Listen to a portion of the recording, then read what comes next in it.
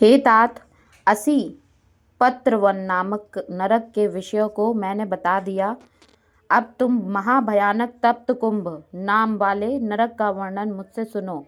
इस नरक में चारों ओर फैले हुए अत्यंत गरम गरम घड़े हैं। उनके चारों ओर अग्नि प्रज्वलित रहती है। वे उबलते हुए तेल और लोह के चूर्ण से भरे रहते हैं। पापियों को ले जाकर उन्हीं में आधे मुख डाल दिया जाता है। गलती हुई मज्जा रूपी जल से उसी में फूटते हुए अंगों वाले पापी काढ़ा के समान बना दिए जाते हैं। तदनंतर भयंकर यमदूत नुकीले हथियारों से उन पापियों की खोपड़ी, आँखों तथा हड्डियों को छेद छेद कर नष्ट करते हैं। गिद्ध बड़ी तेजी से वहां आकर उन पर झपट्टा मारते हैं। उन उबलते हुए पापियों को अपनी चोंच से खींचते हैं और फिर उसी में छोड़ देते हैं। उसके बाद यमदूत उन पापियों के सिर, स्नायु, द्रवीभूत मांस, त्वचा आदि को जल्दी जल्दी करछुल से उसी तेल में घुमाते हुए उन महापापियों को काढ़ा बना डालते हैं। हे पक्षिन, यह तप्त कुंभ जैसा है। इस बात को विस्तार पूर्वक मैंने तुम्हें बता दिया। सबसे पहले नरक को रौरव और दूसरे उसके बाद वाले को महारौरव नरक कहा जाता है। तीसरे नरक का नाम अतिशीत एवं चौथे का नाम निकृंतन है।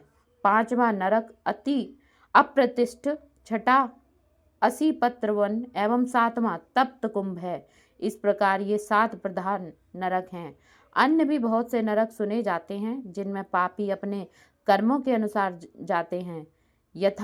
यथारोध, सूकर, ताल, तप्त कुंभ, महाज्वाल, शबल, विमोहन, कृमि भक्ष, लाला भक्ष, विसंजन, अधशिर, पूयवह, रुधिरांध, विड़भुज, वैतरणी, असी पत्रवन, अग्निजाल, महाघोर, संदेश, अभोजन, तमस, कालसूत्र, लोहतापी, अभिद, अप्रतिष्ठ तथा अविचि आदि ये सभी नरक यम के राज्य में स्थित हैं।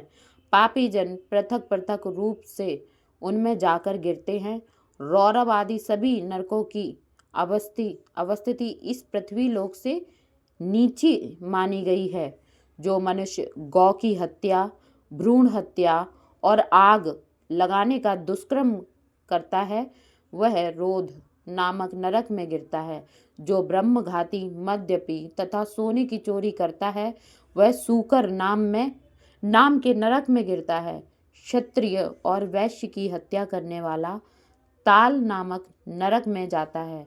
जो मनुष्य ब्रह्म हत्या एवं गुरु पत्नी तथा बहन के साथ सहवास करने की दुष्चेष्टा करते हैं वह तप्त कुंभ नामक नरक में जाता है। जो असत्य संभाषण करने वाले राजपुरुष हैं उनको भी उक्त नरक की ही प्राप्ति होती है। जो प्राणी निषिद्ध पदार्थों का विक्रेता, मदिरा का व्यापारी तथा स्वामी भक्त सेवक का परित्याग करता है वह तप्त लोह नामक नरक को प्राप्त होता है।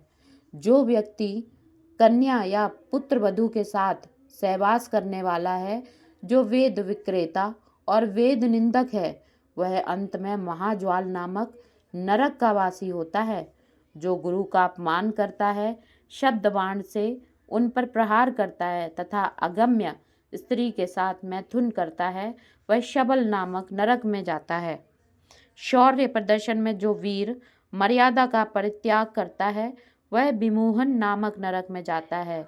जो दूसरे का अनिष्ट करता है उसे कृमि भक्ष नामक नरक की प्राप्ति होती है। देवता और ब्राह्मण से द्वेष रखने वाले प्राणी लाला भक्ष नरक में जाता है। जो पराई धरोहर अपहरता तथा जो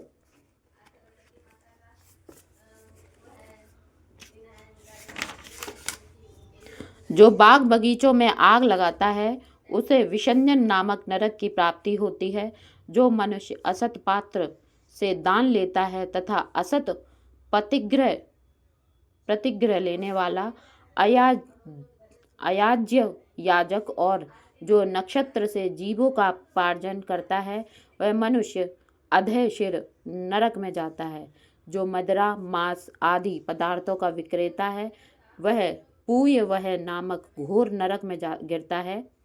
जो कुकुट, बिल्ली, सुअर, पक्षी, मृग, भेड़ को बांधता है वह भी उसी प्रकार के नरक में जाता है।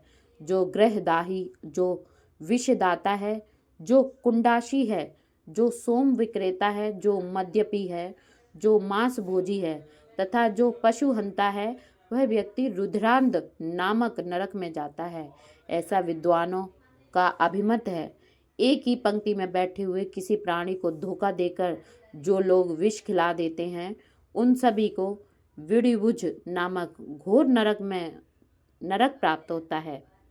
मधु निकालने वाला मनुष्य वैतरणी और क्रोधी मूत्र संगक नामक नरक में जाता है। अपवित्र और क्रोधी व्यक्ति असीपत्रवन नामक नरक में जाता है। मृगों का शिकार करने वाला व्याध अग्निज्वाल नामक नरक में जाता है, जहाँ उसके शरीर को नोच नोच कर कौवे खाते हैं।